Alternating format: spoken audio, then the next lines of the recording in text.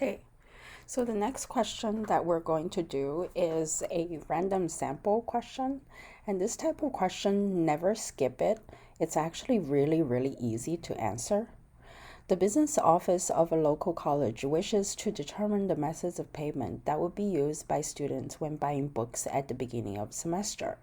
Explain how the office can gather an appropriate sample that minimizes bias. All the question is asking for is you understand what a random sample is. So all you have to do is selecting a random sample of students and gather their payment methods of payment will minimize bias. That's all you have to say. Okay.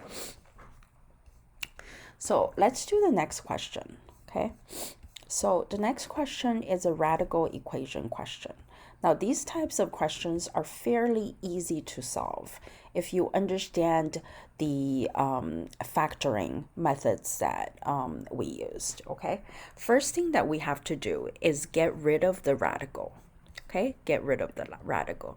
How do we get rid of the radical? Okay? We're going to square both sides. We're going to square both sides, okay? So let's do that. Okay, when we square both sides, right? X. Okay, let me just type it over here.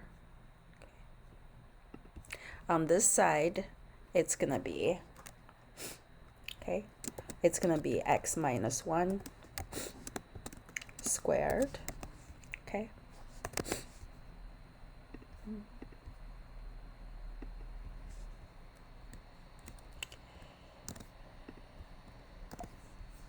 Okay, and then on the other side, it's going to be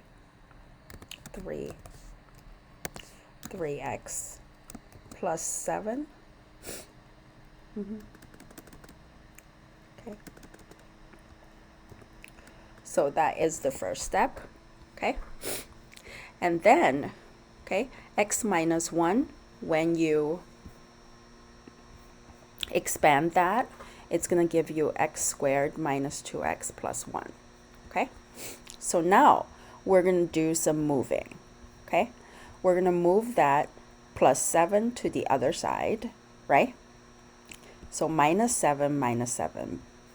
And then we're going to move that 3x minus 3x on both sides. And then you're going to get x squared minus 5x minus 6, okay? In order to factor this, we can do the trinomial factoring, right? P equals, in this case, P equals negative 6, and S equals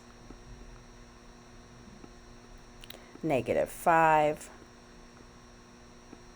okay? And then how do we multiply two numbers to get negative 5, to get negative 6? It's 1 and negative 6, right? When we add them together, negative 6 plus 1 equals negative 5. There we have our factors, okay? But notice that when you do that, right, at the end you get 6 and negative 1 as the answer, right? This is not the end. You must also plug it back into the equation to see which one is actually the answer that you want, okay? So let's plug in back using our calculator, okay? 3 times 6, right, plus 7, okay? So let's do that. So that is equal to 5. Let's check if that is equal to the other side, 6 minus 1. Okay. Yeah, exactly. It's equal. So the first answer we can accept. Okay. So let's check the second answer.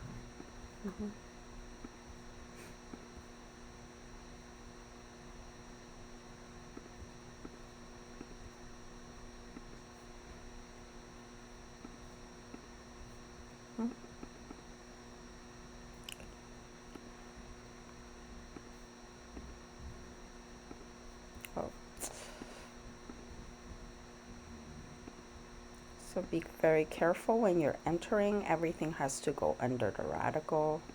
Okay. So let's take a look. Okay. We get 2 as the answer. Okay. On the other side, what do I get? -1 minus 1. We get -2. So both sides are not equal. So we have to reject the second answer. Okay. So this is how you would tackle a radical problem. Okay. So first square both sides and then factor everything to get your solution.